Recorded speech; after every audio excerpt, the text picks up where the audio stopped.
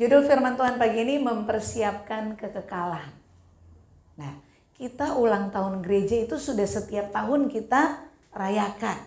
Tetapi untuk persiapan nanti ulang tahun di hari Minggu depan kita rayain, itu kita pakai beberapa bulan. Betul nggak saudara? Pulau-pulau latihan, terus yang bikin turnamen mereka panitia ngatur-ngatur. Itu acara puncaknya tanggal 19 cuma 2 jam kita ngerayain. Tetapi persiapannya sekian lama. Ya. Nah, ini kekekalan. Kekekalan itu bukan 2 jam. Kekekalan itu hidup kita selama-lamanya. Nah, apa yang kita persiapkan? Untuk ulang tahun gereja cuma 2 jam acaranya, kita persiapannya sampai berbulan-bulan. Nah, kekekalan yang tidak ada batasnya, apa yang kita sudah persiapkan? Makanya pagi ini kita mau belajar mempersiapkan kekekalan. Amin. Kenapa kekekalan itu harus dipersiapkan? Di dalam kekekalan itu pilihannya cuma ada 2, yaitu neraka dan sorga. Manusia itu sudah terlahir dengan kodrat dosa. Untuk neraka saudara gak usah pilih, gak usah berjuang. Saudara dengan mudahnya bisa masuk neraka. Tetapi untuk masuk sorga, untuk hidup kekal bersama dengan Tuhan Yesus di langit baru, bumi baru, itu harus dipersiapkan. Dan persiapannya itu bukan hanya sekedar, harus sungguh-sungguh, harus penuh dengan perjuangan. Alkitab katakan masuk dalam perlombaan yang diwajibkan. Orang yang sudah masuk ke lomba pun belum tentu juara, belum tentu sampai di finish. Yesus sendiri berkata berjuang masuk pintu yang sempit, artinya tidak mudah. Makanya kita harus mempersiapkan. Kenapa? Karena kekekalan itu kehidupan kita yang sesungguhnya. Banyak manusia sibuk ngutit, mempersiapkan, cari duit lah, bagaimana nyaman, bagaimana punya rumah, bagaimana punya ini fasilitas hidup yang dia nikmati cuma 70-80 tahun. Dia mati ditinggalkan semua itu kepada orang lain. Tapi semua berjuang, supaya apa? Supaya nyaman. Nyaman dalam hidup yang sementara. Banyak orang Kristen lupa hidup yang sesungguhnya itu setelah kamu mati. Karena di sana tidak ada kesempatan kedua untuk memperbaiki. Dan persiapan kita untuk kekekalan nanti itu sekarang. Selama kita hidup sebelum kita mati. Amin. Makanya tujuan khotbah pagi hari ini, ketika saudara mendengar, saudara memahami dalam waktu yang singkat. Dalam umur yang Tuhan masih percayakan untuk saya dan saudara menjalani. Ayo kita persiapkan diri kita untuk kekekalan. Supaya apa? Supaya kita tidak menyesal. Amin. Persiapkan kekekalanmu. Karena masuk neraka, masuk sorga itu bukan takdir. Masuk neraka, masuk sorga bukan ditentukan oleh Tuhan. Orang masuk neraka itu pilihannya dia. Demikian juga orang masuk sorga itu pilihan. Yang jadi masalah masuk sorga bukan sekedar pilihan. Tetapi masuk sorga itu ada perjuangan. Ada persiapan yang harus kita lakukan selama kita masih hidup. Nah, bagaimana supaya nanti di kekekalan kita bisa sampai di sorga. Kita bisa masuk langit baru, bumi baru. Kita bisa menjadi anak-anak Allah yang mendapat warisan di dalam kerajaan Bapa kita. Ada 2 poin yang akan kita pelajari sebagai tanda bukti kita mempersiapkan kekekalan kita. Ya. Yang pertama, cara mempersiapkan kekekalan adalah kita harus mengenal siapa Tuhan kita. Karena di kekekalan itu rumah Tuhan, rumah Bapa kita. Kita harus kenal siapa pemilik itu. Ya. Hosea pasal yang keempat ayat yang ke-6. Kita baca sama-sama. Hosea 4 ayat yang ke-6. 1, 2, 3. Umatku binasa karena tidak mengenal Allah. Karena engkaulah yang menolak pengenalan itu, maka aku menolak engkau menjadi imamku. Dan karena engkau melupakan pengajaran Allahmu, maka aku juga akan melupakan anak-anakmu. Pernah baca ayat ini? Pernah baca ya? Jadi umatku binasa karena tidak mengenal Allah. Artinya ayat ini kalau kita bawa dalam konteks orang Kristen, ini bicara tentang orang-orang Kristen banyak yang binasa. Kenapa? Karena tidak mengenal siapa Tuhannya, tidak mengenal siapa Allahnya. Dan firman Allah katakan, engkaulah yang menolak pengenalan itu. Artinya dari pihak Allah, Allah punya inisiatif, Allah punya kerinduan bagaimana umatnya mengenal pribadinya dia. Tetapi umat yang menolak pengenalan akan Allah. Ayat selanjutnya, engkau melupakan pengajaran Allahmu. Sudah tahu, sudah pernah dengar, sudah mengerti, tetapi tidak melakukan. Dan apa konsekuensinya? Orang yang tidak mengenal Allah, artinya menolak pengenalan akan Allah. Dan yang kedua, sudah tahu pengajaran tetapi tidak melakukan. Konsekuensinya adalah yang pertama, tidak akan dilibatkan dalam rencana ilahi. Dan yang kedua, berdampak sampai kepada keturunannya. Jadi ini ayat-ayat saya ambil dalam konteks perjanjian lama, khususnya dalam kehidupan bangsa Israel. Tetapi kehidupan bangsa Israel itu gambaran kehidupan saya dan saudara orang-orang Kristen yang hidup di akhir zaman ini. Ya. Ketika bangsa Israel dipilih secara khusus oleh Allah, mereka dipisahkan dari bangsa-bangsa lain, mereka dijadikan umat kesayangan Allah. Ada aturan yang Allah berikan, yaitu 10 hukum Taurat, yang membedakan mereka dengan bangsa-bangsa di sekitar mereka. Mereka tahu, mereka mendengar Musa menyampaikan, mereka tahu 2 loh batu yang disampaikan oleh Musa. Dan itu tangan Allah sendiri yang menulis di atas gunung. Tetapi bangsa Israel hanya tahu, tetapi mereka menolak. Mereka tidak mau hidup melakukan. Mereka mengerti pengajaran, tetapi mereka melupakan pengajaran Tuhan. Dan akibatnya apa? Mereka tidak dilibatkan dalam rencana ilahi. Dan tujuan Allah mengeluarkan mereka untuk apa? Cuman satu, untuk menggenapi janji Allah kepada Abraham. Bahwa mereka akan menjadi bangsa yang diberkati. Mereka menjadi umat pilihan Allah.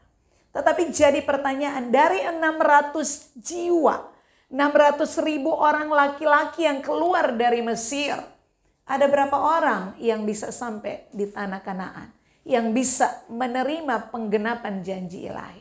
Hanya 2 orang. Dari 600.000 pria, hanya 2 laki-laki yang masuk. Paham maksudnya?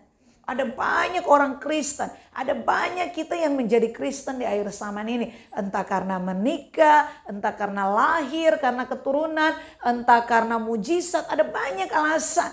Tetapi apakah semua orang Kristen yang hidup sekarang ini akan mendapat tempat di dalam surga? Tidak. Jangan menganggap mudah masuk surga. Kekekalan itu harus dipersiapkan. Amin, saudara. Kalau saudara jadi orang Kristen, datang ke gereja, dengar firman, mengerti firman, tetapi menolak artinya nggak mau hidup melakukan kebenaran. Atau satu waktu saudara melakukan tetapi dalam saat-saat tertentu menolak, tidak mau melakukan lagi kebenaran firman, saudara tidak akan dilibatkan dalam rencana ilahi. Saudara hanya sekedar jadi orang beragama Kristen, tapi saudara tidak akan dilibatkan dalam pekerjaan-pekerjaan ilahi. Dan saudara tidak akan sampai di kekekalan hidup bersama dengan Tuhan.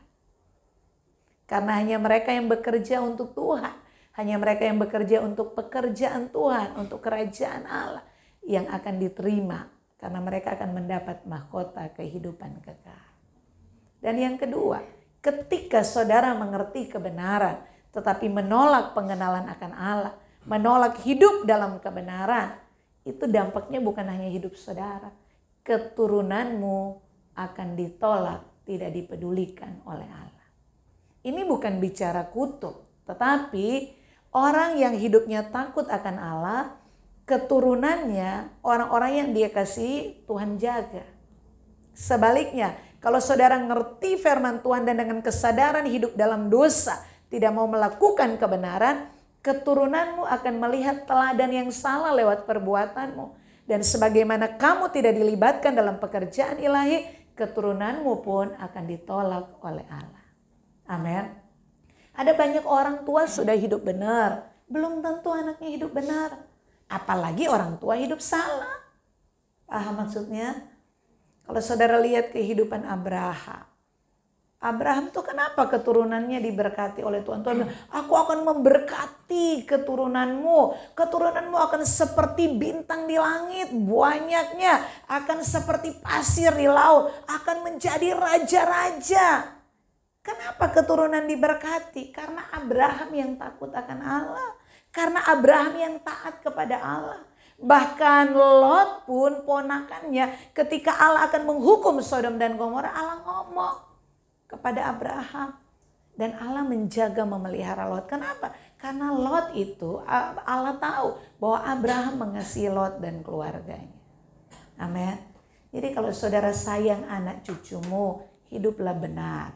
Kenal siapa Tuhanmu. Mengerti ajaran Tuhan dan hidup dalam kebenaran. Tetapi warisan yang seharusnya adalah bagaimana pengenalan seorang tua, ayah dan ibu kepada Allah. Dan itu diwariskan kepada anak cucu. Dan keluargamu jadi keluarga yang diberkati. Amin. Jadi cara mempersiapkan kekekalan adalah kenal siapa Tuhan yang kamu sembah. Yang kedua, bagaimana mempersiapkan kekekalan bukan hanya mengenal Tuhan, tetapi harus mengalami Tuhan. Ayub pasal 42 ayat yang kelima berkata, ini ungkapan Ayub setelah dia melewati masa sulit dalam hidupnya.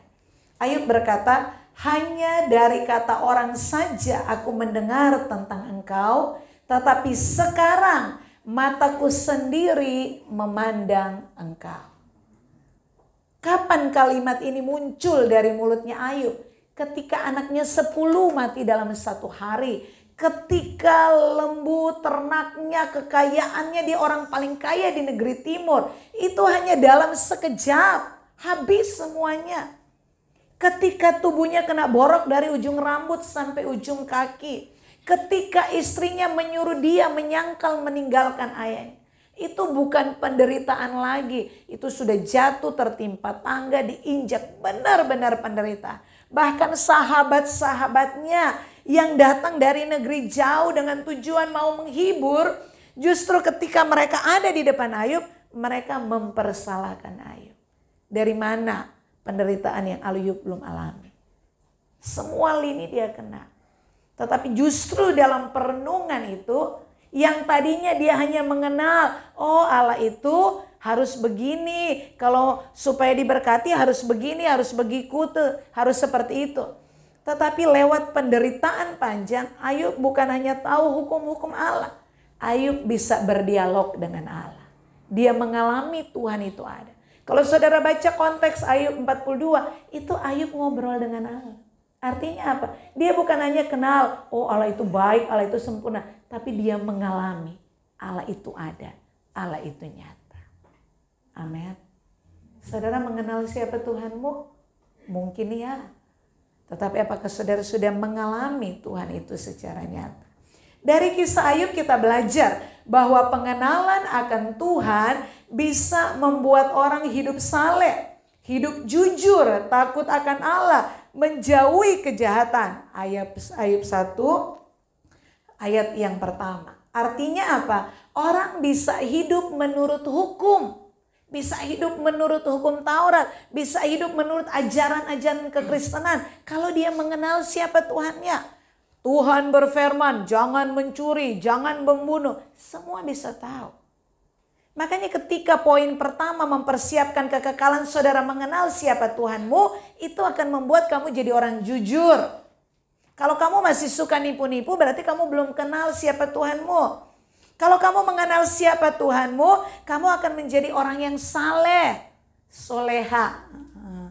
Kalau kamu mengenal siapa Tuhanmu, kamu akan hidup takut akan Allah dan menjauhi kejahatan. Artinya kalau ada orang Kristen masih melakukan kejahatan, tidak ada rasa takut hormat kepada Allah, tidak mau beribadah, dia belum mengenal siapa Tuhannya. Amin. Bagaimana bisa mengenal Tuhan? Ya dari kesaksian orang, dari baca Alkitab, dari nonton khotbah-khotbah, dari baca renungan-renungan, kita bisa mengenal. Kenapa? Kita bisa tahu hukum-hukum Allah. Oh, Allah mau tuh kita seperti ini. Oh, Allah tidak suka kalau kita melakukan ini. Artinya mengenal Allah tuh bicara tentang hukum-hukum, aturan, norma-norma, apa yang Allah mau. Tetapi poin yang kedua, untuk mengalami Allah itu bicara pengalaman pribadi. Dan itu sesuatu yang istimewa. Kenapa? Karena orang mengenal Allah hanya satu sisi. Dengar khotbah. Orang mengenal Allah hanya baca Alkitab. Tapi orang yang mengalami Allah itu ada interaksi dua arah. Ada komunikasi. Kita ngomong dengan Allah dan kita bisa mendengar Allah berbicara kepada kita. Amin. Ayub berbicara dengan Allah. Dia berdialog dengan Allah. Dan dia katakan, dulu aku tahu engkau, aku kenal engkau Tuhan. Hanya dari kata orang, hanya dari nenek moyangku, hanya dari orang tuaku yang mengajar. Dan itu bisa membuat Ayub hidup saleh, jujur, menjauhi kejahatan. Tetapi di satu titik ketika anaknya mati, kekayaannya habis, penyakit datang, Ayub berkata, sekarang aku mengalami engkau, aku bisa memandang wajahmu. Dia mengalami Tuhan itu ada dan nyata. Dan itu tingkat level yang jauh lebih tinggi dari sekedar orang yang hidup melakukan hukum-hukum Allah. Jadi Kristen tuh gampang. Melakukan hukum, mengenal Allah tuh gampang. Yang penting saudara mau belajar. Yang penting saudara mau ke gereja, dengar khotbah, baca Alkitab, dengar-dengar, saudara bisa mengenal Tuhan itu siapa, Allah itu siapa. Tetapi untuk mengalami Tuhan itu tidak mudah. Amin. Sudah mengalami Tuhan belum? Mau mengalami Tuhan secara nyata? Belajar dari Ayub, anaknya mati, 10 orang, kekayaannya habis, sakit dari ujung rambut, ujung kaki, baru dia sampai di titik mengalami Tuhan. Apa harga yang saudara sudah bayar untuk bisa mengalami Tuhan? Ke gereja aja malas. Ibadah cuma 1,5 jam, datangnya setengah jam terakhir. Doa 1 jam, 5 menit sudah nguap. Aminnya besok pagi. Kayak gitu mau mengalami Allah. Amin. Ya bertobat ya. Makanya saya bilang mengalami Allah itu tidak mudah. Tetapi untuk mempersiapkan kekekalan. Kekekalan itu bukan takdir. Masuk neraka tuh bukan musibah. Masuk sorga itu bukan karena Tuhan sayang kamu terus dicemplungin ke sorga. Tidak. Itu pilihan dan kita harus persiapkan. Makanya pagi ini buka matamu, buka pikiranmu, jangan tidur, jangan ngantuk. Karena kekekalan itu nyata. Begitu saudara mati jetek, saudara masuk dalam kekekalan. Dan begitu sampai di kekekalan tidak bisa. Tuhan kembalikan aku, kasih aku kesempatan kedua, enggak ada. Dan di dalam kekekalan itu orang punya kesadaran penuh. Makanya di dalam neraka cuma satu, penyesalan. Kalau saudara baca perumpamaan Yesus tentang orang kaya dan Lazarus, itu kan orang kaya sadar. Dia bilang, Bapak Abraham, suruh Lazarus turun. Di sana masih ada saudara-saudaraku 5 orang yang hidupnya seperti aku. Artinya apa? Dia punya kesadaran, dia tahu hidupnya. Tetapi Lazarus, dia lupa semua yang di dalam dunia. Waktu dia hidup penderitaan, dia lupa. Kenapa? Karena ketika dia ada di pangkuan Abraham. Itu kebahagiaan yang Korintus katakan yang gak pernah dipikirkan manusia, yang gak pernah timbul dalam hati. Itu Allah sediakan. Bagi siapa? Bagi saudara yang mau mempersiapkan kekekalan. Amin. Jadi jangan hitung-hitungan. Gak usah pilih memilih. Kalau saudara melakukan apa yang menjadi perintah Allah, saudara mengalami Allah itu sebagai bukti persiapan mengantarkan kekekalan, saudara tidak akan pernah menyesal. Amin. Amin. Bilang kamu tidak akan pernah menyesal. Makanya berjuang. Nah, saya ambil contoh dari Alkitab, ya. Orang-orang yang mengalami Tuhan, orang-orang yang bukan hanya mengenal Tuhan, tetapi mereka mengalami Tuhan. Ini saya ambil contoh, ada orang yang mengalami Tuhan, apakah dia masih bisa jatuh dalam dosa atau tidak? Ya, kalau dia bisa jatuh dalam dosa, apa bedanya dengan orang yang gak kenal Tuhan? Nah, saya ambil dua contoh. Yang pertama namanya Yusuf, yang kedua namanya Daud. Nah, kita akan melihat kehidupan mereka, orang-orang yang sudah mengalami Tuhan. Orang yang mengalami Tuhan, hidupnya pasti berurusan dengan Tuhan. Ya, yang pertama Yusuf. Satu ayat dalam Kejadian 39 ayat 6 sampai 10, tapi ada satu bagian dari ayat-ayat itu ungkapan Yusuf. Dia berkata begini, bagaimanakah mungkin aku melakukan kejahatan yang besar ini dan berbuat dosa terhadap Allah. Jadi kisah Yusuf tahu ya, ketika dia ada di rumah Potifar, dia digoda oleh istri Potifar. Ya. Menurut saudara istri Potifar kira-kira cantik atau jelek? Kok yakin banget ya cantik? Karena Mesir itu saudara lihat-lihat tuh cerita-cerita Kleopatra tuh kecantikan-kecantikan. Mesir tuh lambang kecantikan, betul nggak? Dan itu kan istri pejabat. Itu mati aja dirempah-rempahin 40 hari. Apalagi yang masih hidup, betul nggak? Itu mandi kembang tiap hari, luluran tiap hari. Pasti cantik jelita dia. Nah artinya kalau dia menggoda Yusuf, ada kemungkinan nggak Yusuf mau? Yang perempuan gak bisa jawab, yang laki-laki yang jawab. Dan Alkitab berkata bukan hanya satu kali dia digoda sama istri Potifar. Itu berkali. Laki-laki mah digoda sekali dalam nama Yesus. Kedua kali, oh Tuhan tolong. Begitu ketiga kali, jadilah kehendakmu. Amin Bapak-bapak. Ya kan bukan aku yang cari dosa, dosanya yang samperin. Mau gimana lagi biar kehendak mulai yang jadi. Yusuf masih muda belia. Dia ketika dibuang itu usianya 17 tahun. Dan ketika dia jadi orang nomor 2 tuh usianya 30 tahun. Itu 13 tahun dia diproses. Satu waktu ketika dia sudah ada di tempat yang cukup nyaman, sudah jadi kepala pelayan-pelayan di rumah Potifar, ada tantangan lagi. Belum selesai. Ternyata persoalannya dia bukan hanya dijual sama kakak-kakaknya, bukan hanya dibenci oleh saudara kandung, tetapi sudah nyaman di negeri orang, sudah jadi baik, kerja jujur, Tuhan campur tangan. Ada godaan lagi. Tetapi yang satu kalimat luar biasa, itu ketika sudah digoda beberapa kali, ungkapan Yusuf adalah, bagaimana mungkin aku melakukan kejahatan yang besar ini dan berbuat dosa terhadap Allah. Jadi persinahan itu bukan dosa main-main, itu dosa yang besar. Kalau saudara baca kitab Korintus, orang yang jatuh dalam dosa persinahan itu berdosa dengan dirinya. Kalau saudara melakukan mencuri, apa itu di luar dirimu. Tetapi persinahan itu di dalam diri. Dan kita lupa bahwa tubuh kita adalah bait Allah. Artinya ketika orang hidup dalam persinahan, dia mencemarkan bait Allah. Amin. Dan itu mau keluar susah banget dibanding orang yang dosanya mencuri. Ya. Nah, saudara yang kekasih, kita belajar dari tokoh Yusuf. Yusuf mengenal Allah ayahnya. Dia kenal dari mana? Kan bangsa Israel itu suka menceritakan. Ada hukum yang berlaku, ajaran Tuhan. Hai umatku Israel, kalau kamu lagi kumpul keluarga, baik lagi makan, lagi duduk, berbaring, jalan-jalan, ceritakan, sampaikan tentang Allah tuh kepada anak-anakmu.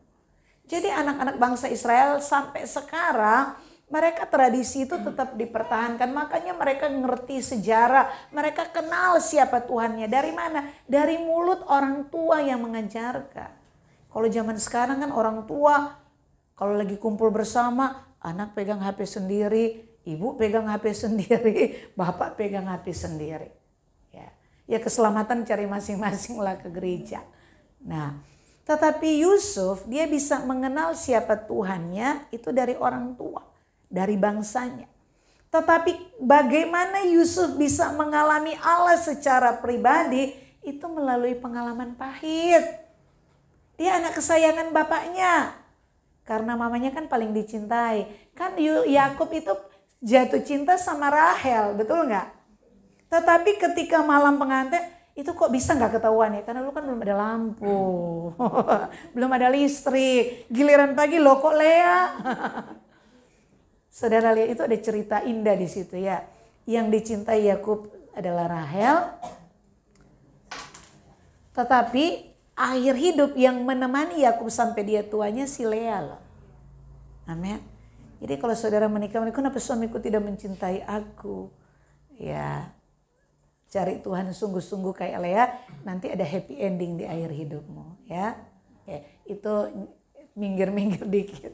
Kembali kepada ini, bahwa keluarga itu bisa membuat Yusuf mengenal Tuhannya. Tetapi mengalami Tuhan itu bukan turunan. Itu harus saudara pribadi, individu yang berjuang. Dan di mana kita bisa mengenal Tuhan? Mengalami Tuhan secara nyata. Yusuf mengalami Tuhan ketika dia di sumur. Saudara kandung loh yang cemplungin dia di sumur yang kering, ditutup lagi. Dia berdoa, kalau saudara baca dia menangis berteriak. Mereka nggak peduli. Nah kalau kakaknya nggak peduli, dia mau kemana? Tuhan tolong aku, mau nggak mau kan ke Tuhan. Oh kakak-kakaknya yang cemplungin dia, mana mungkin mereka tolong dia. Dan ketika dia dibawa ke Mesir dijadikan budak. Budak zaman dulu itu dijual di pasar. Ditelanjangi, ini harganya $10. Ini harga, kalau yang berotot mahal. Kalau yang kurus kering agak murah nih, soalnya kerjanya ringan-ringan. Jadi dijual, lebih berharga binatang, hewan peliharaan daripada budak zaman dulu. Tetapi dia bisa melewati itu. Dia tetap ingat ajaran tentang Tuhan. Dan masa-masa sulit itu membuat Yusuf yang anak kesayangan, anak manja, bisa mengalami Tuhan yang disembah oleh ayahnya, oleh nenek moyang. Sehingga satu waktu ketika ada dosa di depan mata, bukan dia yang cari dosa yang datang di depan dia. Dia berkata apa? Bagaimana mungkin aku berbuat dosa kepada Tuhan Bapa yang di sorga. Jadi dia artinya kalau aku melakukan persinahan, kalau aku sama kamu, itu bukan sekedar aku berdosa kepada Potifar suamimu. Tetapi aku berdosa kepada Allah. Orang yang berurusan dengan Allah adalah orang yang sudah mengalami Allah. Minggu lalu saya katakan kenapa saudara jatuh bangun di dalam dosa yang sama. Karena saudara gak pernah berurusan dengan Tuhan. Saudara hanya tahu kata Tuhan tidak boleh berzina, tidak boleh mencuri. Hanya sekedar mengenal, tapi gak mengalami Tuhan. Orang yang mengalami Tuhan ketika dia mencuri, dia tahu ini menyakiti Tuhan. Ketika dia berzina, dia tahu ini membuat hati Tuhan menangis. Karena hanya orang yang mengalami Tuhan yang bisa berurusan dengan Tuhan. Amin. Yang kedua saya ambil orang yang berurusan dengan Tuhan namanya Daud. Dalam 2 Samuel 12 ayat 13-24 ada satu kalimat. Daud berkata, lalu berkatalah Daud kepada Nathan, aku sudah berdosa kepada Tuhan. Ketika Daud berzina dengan Batsyeba, ketika Daud menyuruh membunuh suami Batsyeba, Uria, dia gak sadar dia dalam dosa. Dia masih hidup nyaman, santai-santai aja. Sampai beberapa waktu kemudian Tuhan menyuruh Nabi Nathan. Kalau pakai bahasa bebas Tuhan bilang begini, Nathan, itu kok Daud tidak ada doa-doa penyesalan, pengampunan. Apa dia gak sadar? Ya udah karena dia nggak sadar, karena sudah nyaman dengan dosa, tolong kamu pergi ke sana sampaikan kepada dia. Datanglah Nabi Nathan. Begitu Nathan datang, Nabi Nathan menegur dia, baru Daud tuh kayak klik. Oh itu aku ya. Aduh, aku sudah berdosa kepada Tuhan. Mengerti maksudnya? Ada kan saudara hidup dalam dosa sudah nyaman sama dosa. Dengar firman Tuhan udah gak bergetar lagi. Bahkan orang ngomong, kamu begini ya. Sudah gak getar lagi, gak rasa bersalah. Ada gak? Kalau ada daftar baptis, kita baptis tanggal 19 nanti. Dan baptisnya nanti agak beda. Apa beda Bapak Pendeta? Agak lama 3 menit di bawah. Karena baptis kedua kali.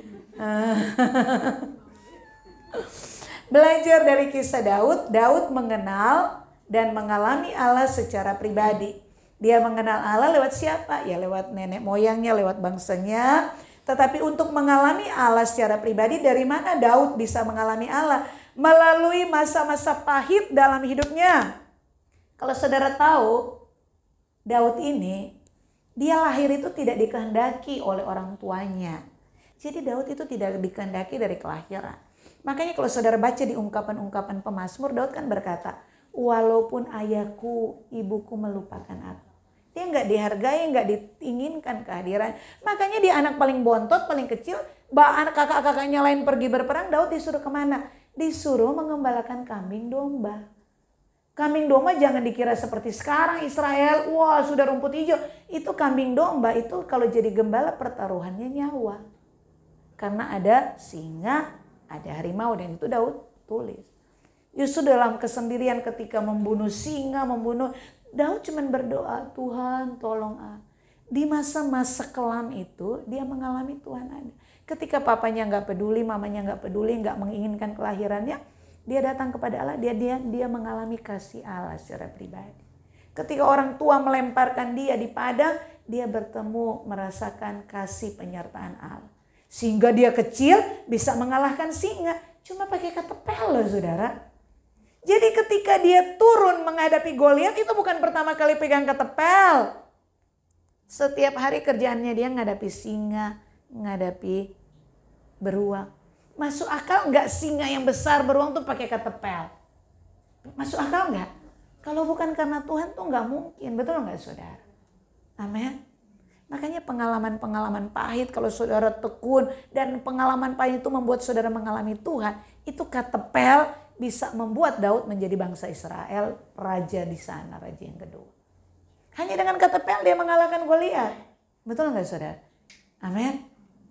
Jadi apapun keadaan saudara, bersyukurlah. Masa-masa yang sulit, kalau saudara lewati dengan ucapan syukur, itu akan menjadi pengalaman. Membawa engkau dimuliakan di masa depan. Ya, Daud di dalam dia sudah mengalami Allah loh, sudah luar biasa. Sudah zona nyaman. Dia bisa berbicara dengan Tuhan, dia punya kerinduan. Tuhan aku mau bangun bait Allah. Tuhan aku mau begini, ngobrol dengan Tuhan. Tapi dia bisa jatuh dalam dosa. Dan ketika dia jatuh dalam dosa, dia nggak datang, Tuhan ampuni aku sudah ambil Batsheba. Tuhan aku ampuni udah ngambil Uria. Nggak sadar kalau tidak ada Nabi Nathan yang datang berbicara kepada dia. Paham maksudnya? Jadi orang yang sudah mengalami Tuhan, begitu roh Allah meninggalkan dia langsung habis. Nah konsep perjanjian lama, roh Allah tinggal dalam diri manusia itu nggak permanen. Ketika kamu taat, kamu setia, roh Allah di dalam kamu. Ketika kamu hidup dalam dosa, roh Allah meninggalkan kamu. Beda konsep perjanjian baru. Roh Kudus itu dimeteraikan di hati kita yang percaya. Kita sudah bohong, bersinah, kita masih bisa mendengar Tuhan berbicara. Itu kelebihan kita. Amin. Makanya ketika Daud baru sadar, loh aku kok nggak ngeh kalau aku dosa. Ketika dia berurusan dengan Allah, dia berbicara apa? Tuhan, aku sudah berdosa. Tuhan ambil hartaku, ambil istanaku, ambil kerajaanku, ambil semuanya. Tapi satu aku minta Tuhan, jangan ambil rohmu dariku. Amin. Amin. Mengerti? Jadi kenapa ada kalimat jangan ambil rohmu dariku? Karena ketika dia sudah membunuh, ketika dia sudah bersinah, dia nggak sadar bahwa dia tuh berdosa. Makanya saudara hati-hati yang masih hidup dalam dosa dan sudah nggak ada getaran-getaran lagi. Jangan-jangan roh Allah sudah meninggalkan saudara. Paham maksudnya? Orang yang mengalami Allah adalah orang yang berurusan dengan Allah. Jadi kalau saudara mengenal Allah, jangan puas. Harus mengalami Allah itu ada, Allah itu nyata. Karena Allah mau berinteraksi dengan kita. Allah tuh bukan hanya satu arah. Dia berbicara, jangan membunuh, jangan mencuri, habis enggak. Allah mau menyatakan isi hatinya dan Allah juga mau mendengar isi hati kita. Itu orang yang mengalami Allah.